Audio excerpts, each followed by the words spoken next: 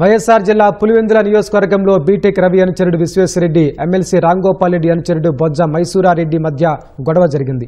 గొందిపల్లెకు road పనులు బొజ్జ మైసూరారెడ్డికి మంజూరయ్యాయి.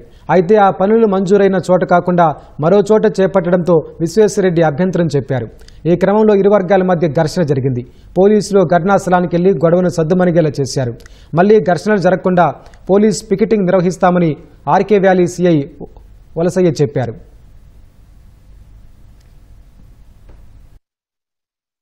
జెట్టి maintenance grant కింద 5 లక్షలతో శాంక్షన్ కావడం జరిగింది. ఈ వర్క్ బొజ్జ మైసూరారెడ్డి గారు అగ్రిమెంట్ అవ్వడం జరిగింది డిసెంబర్ 2వ తేదీన 2024. అయితే ఈరోజు ఈ వర్క్ చేస్తూ ఉండగా ఒక చోట సాయం కావడం లేదా ఇంకో చోట చేయడం జరిగింది.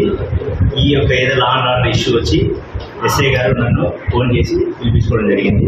సార్ దగ్గరికి వచ్చి నేను ఈ వర్క్ సంబంధించిన డీటెయిల్స్ అన్ని కూడా సబ్మిట్ చేయడం జరిగింది.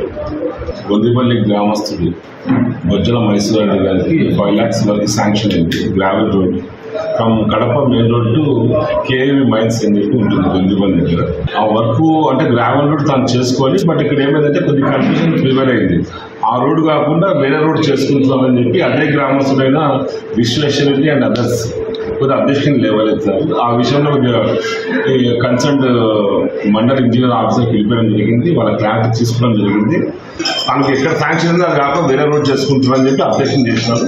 ఆ విషయంలో ఏమైనా లా అండ్ ఆర్డర్ ఇష్యూ వస్తుందని చెప్పి మేము కొద్దిగా ఇంటర్ఫియర్ అయ్యి మొత్తం ఎటువంటి లా అండ్ ఆర్డర్ ఇష్యూ లేకుండా చేయడం జరిగింది. ఎటువంటి ఇష్యూస్ రాకుండా బందోబస్తు పికెట్ పెట్టినా మన విలేజ్లో.